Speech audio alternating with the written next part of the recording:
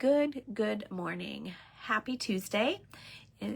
I hope your day is going to be an amazing day, and I hope it has started off on a wonderful note. I am here today to talk to you about color theory. So this is Life with Susie, but on Tuesdays, it's all about color theory. And I'm sure some of you are thinking, color theory, what on earth is that?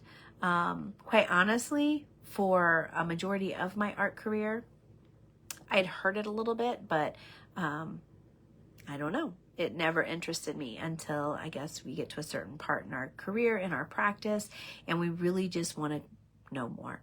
So this Tuesdays in general, are all dedicated to just color theory. I will keep it simple. Color theory can get way crazy. There's been some of it that just like you could literally probably see the words go in one ear and out the other, or as well, you know, if you could see that literally, because I was reading it, nobody was talking to me.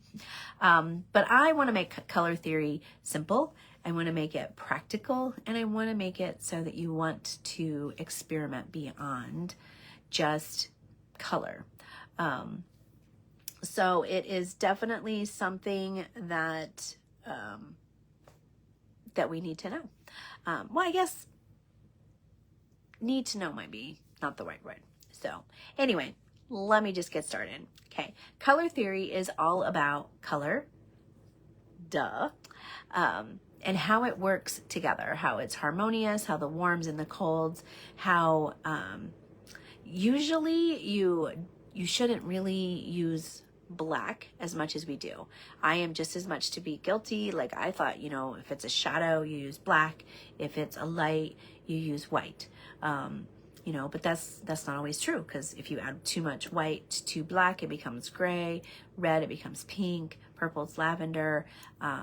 You know, there's a time and a place for color of black and white. So we are going to do a quick little study to kind of help you start to grasp how we can use the color wheel to our advantage to make our shadows look like a shadow and not muddy, our whites to look really, really white, and all things fun. So we're gonna flip the camera. We're gonna get started. We're gonna learn about our color wheel first, and then we're gonna just do a little experiment, and then that's the lesson for the day, because I want to give everything in bite size to where you actually can take time to utilize this information to start creating your own practice in color theory. And just remember, just like I said on Monday, it's an art practice. Okay, we are always learning. I have been an artist for a hot minute, and I'm just now barely touching surface on color theory. So it is okay, especially, well, it's just okay. There's not especially anything. It is just okay. When you're ready to learn, that's when this new information comes along. So, all right, so let's get going with our practice and follow along. Let me flip this camera. Okie dokie, artichoke. Now, so here is our paper. Okay, now, I want to try and make it just a little bit closer, but I did this yesterday and it made the thingy fall off, and that was bad. All right. Dun, dun, dun, dun. There we go. Okay, so here we go. Now, normally under normal circumstances, I would tell you, hey, let's, you know, have a circle here, and but that would be being totally ready for this. So I'm going to draw a circle, okay? I don't know how well it'll be because I was going to use a nice cup, but I didn't. Okay, so we're going to consider this our color wheel, okay? Now, our color wheel has our primary colors. I think I should use a different color besides. Okay, well, it doesn't matter. Okay, I'm going to put yellow here, red, and blue. Okay, now, if I was to draw a triangle to meet these colors, Well, it's mostly a triangle. They do meet, I promise. See, you too can do this too. All right, so what we're gonna do is I'm gonna take a little red.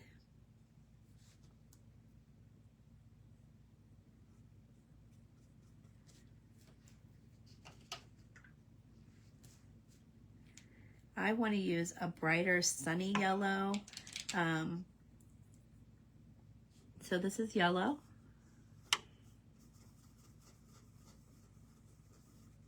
And again, I'm using color, you can use acrylic paint. I am actually using watercolors, and then blue. Okay, so I have blue. Now, they don't have to be circles that, you know, they're perfect or anything. And look, I ran over blue. It doesn't matter, you know, red, yellow, blue. Okay, these are what we are called the primary colors. Okay, so this one, these are primary colors. Now, I know you're probably thinking, oh my gosh, I already know this, Susie. What are you doing? But trust me, just follow along. Okay, if I combine red and yellow,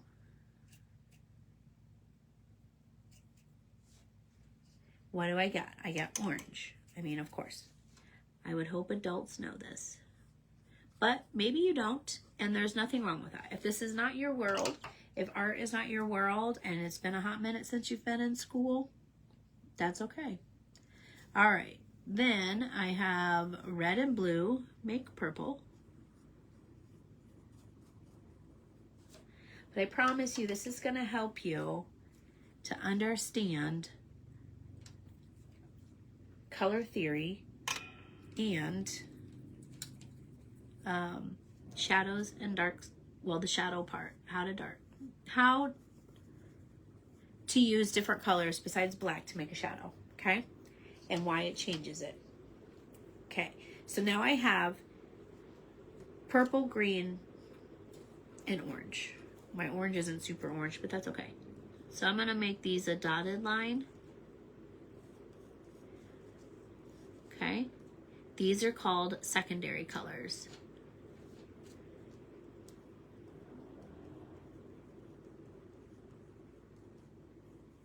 Now you can buy a color wheel that's already done up. I have one. I forgot it downstairs, so I do apologize. I'm still getting my art studio's online studio all set up, which is an adventure in itself. But anyway, so you can buy one and you can see all these colors, because then you get tertiary colors, which would be combining these two, what that looks like, and then these two, which would look, you know, a purple that has more red, a purple that you have a warmer purple and a cooler purple. Same with green, same with, you know, blue green. You can do it all the way around. Okay, those are tertiaries, but we're only going to work right now with these colors. So what I'm getting at is that instead of shadowing something with black, okay, you shadow with your color that's across from your color across the color wheel. Okay, so red, actually its shadow color would be green. Same with yellow is blue, orange is blue, yellow is purple. Okay, so I want to show you something, and I never really thought too much about this. I'm going to do it small, like, shift this up a little bit. Okay.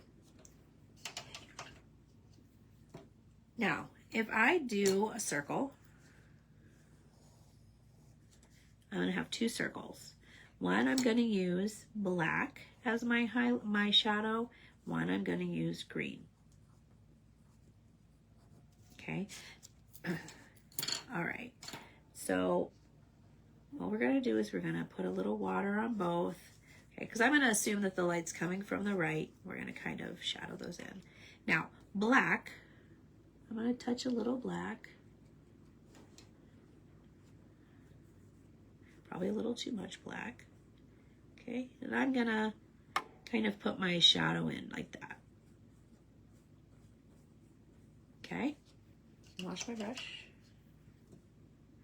And then I'm going to use a little green here.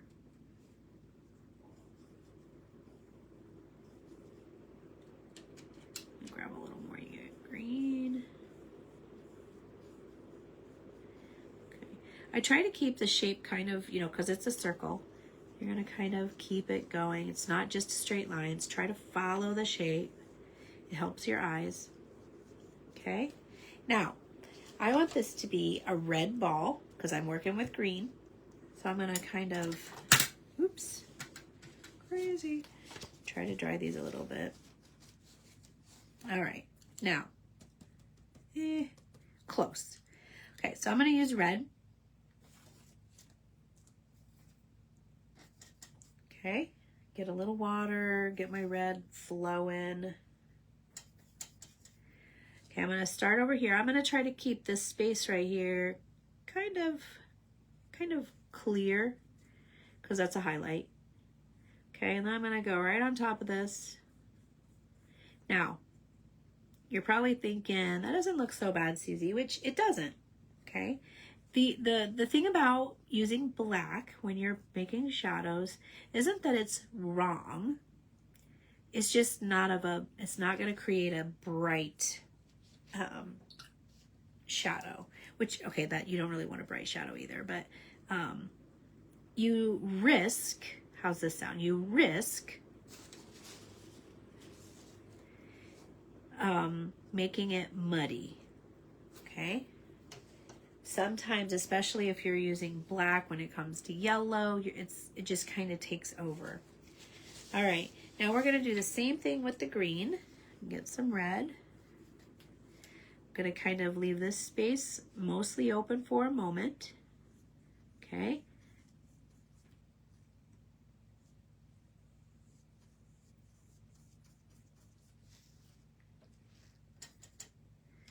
Kind of fill this in.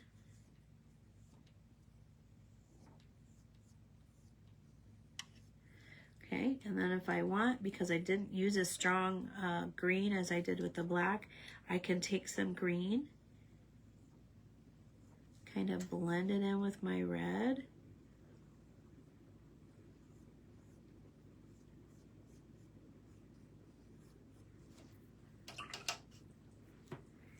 And then soften this so it's not so, you know, wow.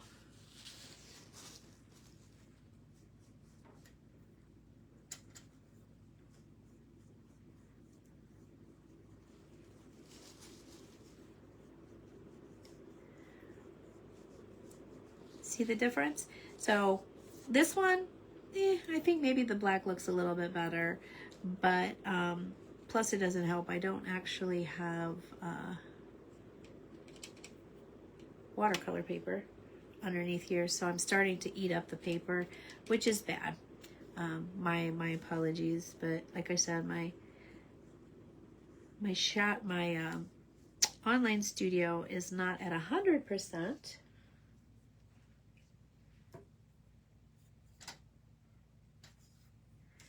So it's a work in progress. Okay, can you see the difference though? How this is, I know it's hard to say it's a brighter shadow, but in a way it kind of is.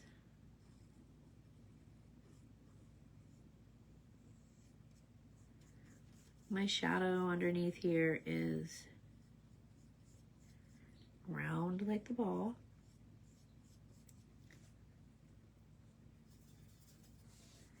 And round like the ball. So anyway, it's just something to play with. Sometimes it's more intense, sometimes it's better. I love the videos that I've watched that have used yellow and they use purple as their shadow color. It is so much brighter than using the black. I'm very impressed with that.